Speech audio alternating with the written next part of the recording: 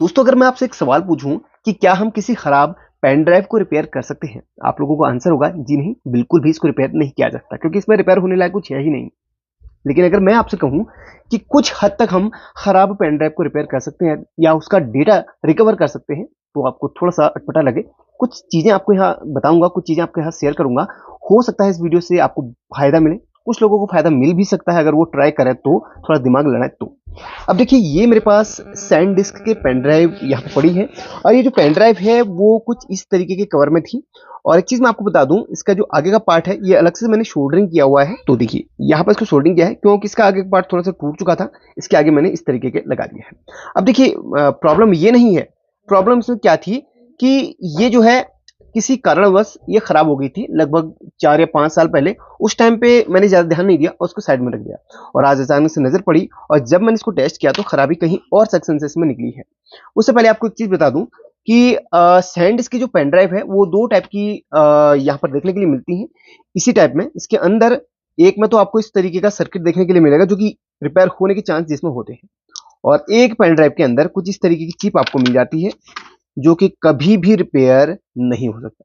हाँ, कुछ लोग बहुत ज्यादा दिमाग लगाकर इसको स्क्रैच करके इसके मेन पॉइंट्स को ढूंढ कर इसका डाटा रिकवर करते हैं। बहुत वीडियोस मैंने देखी हैं, हो सकता है ऐसा होता हो, बट यहाँ पर मुझे तो लगता है इसका सर्किट रिपेयर हो सकता है क्योंकि इसके अंदर सर्किट पता नहीं कहाँ है, ये तो चिप ही है।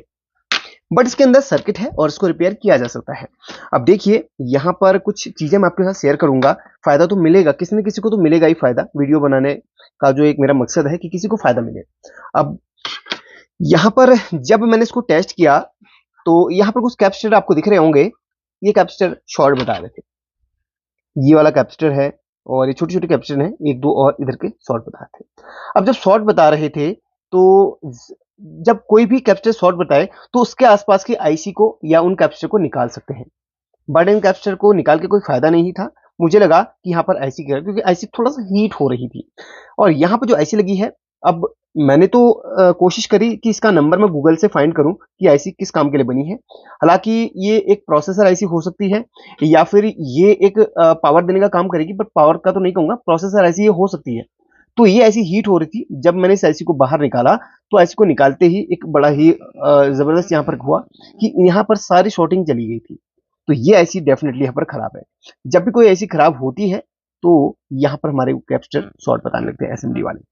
अब देखिए, मजे की बात तो ये है कि ये आईसी हमारी सही कंडीशन में है और ये आईसी के अंदर हमारा सारा डाटा होता है। इस आईसी के अंदर कोई भी डाटा नहीं होता क्योंकि आईसी खराब है।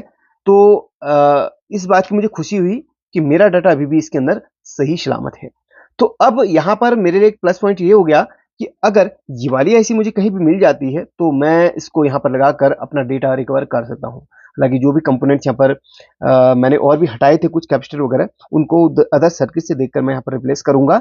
और यहाँ पर कोई भी ऐसी पेन ड्राइव मेरे पास होगी जिसमें सेम नंबर की आईसी होगी, उसको मैं यहाँ पर रिप्लेस करके इसका डाटा रिकवर करके इस आईसी को दोबारा से उस सर्किट में या उस पेन ड्राइव में लगा लूंगा अगर वो पेन ड्राइव इंपोर्टेंट रही तो।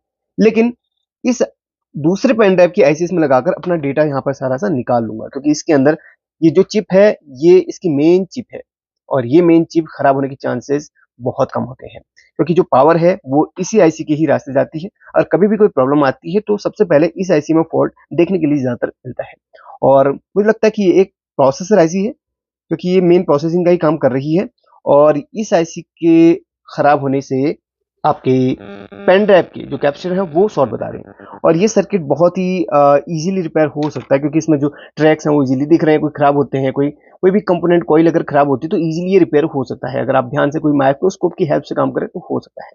और बात रही इसकी, तो ये चिप आप किसी भी, अगर हाँ एक चीज और मैं आपको थोड़ा सा गाइड कर दूं, अगर आप इस सर्किट को रिपेयर नहीं करना चाहते हैं तो ये जो चिप है, ऐसी कोई पेन ड्राइव मिलती है तो जिसमें सेम नंबर की आईसी लगी हो और सेम नंबर का आपको यहाँ पर उसके मॉडल नंबर वगैरह देख लें, सेम नंबर का उसमें चिप लगा हो, तो इस चिप को उठाकर आप उस सर्किट में लगाकर अपना सारा डेटा रिकवर कर सकते हैं। तो अब तो मैं इसका रिकवर करूंगा ही, बट क्लास है मुझे ऐसे पेन ड्राइव की जो कि ऐसा ही सर्किट जिसके, ऐसी आईसी जिसके अंदर हो।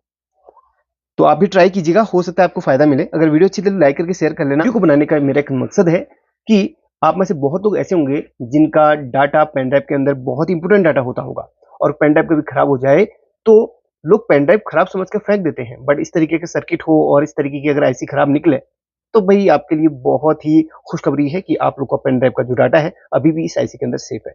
और ये आईसी खराब नहीं होती है, क्योंकि ये आईसी खराब होने पर भी हमारे को कुछ कैप्चर शॉट बताते हैं। अभी नहीं है कोई कैप्चर शॉट, तो हमें अब खुशी है कि ये रिकवर हो जाएगा, रिपेयर हो जाएगा। और हाँ, नेक्स्ट पार्ट बनाऊँगा इसका और पूरा आपको रिकवर करते सारा डेटा निकाल कर आपको आपके सामने दिखाऊँगा। वेट कीजिए दूसरे पार्ट का। Take care.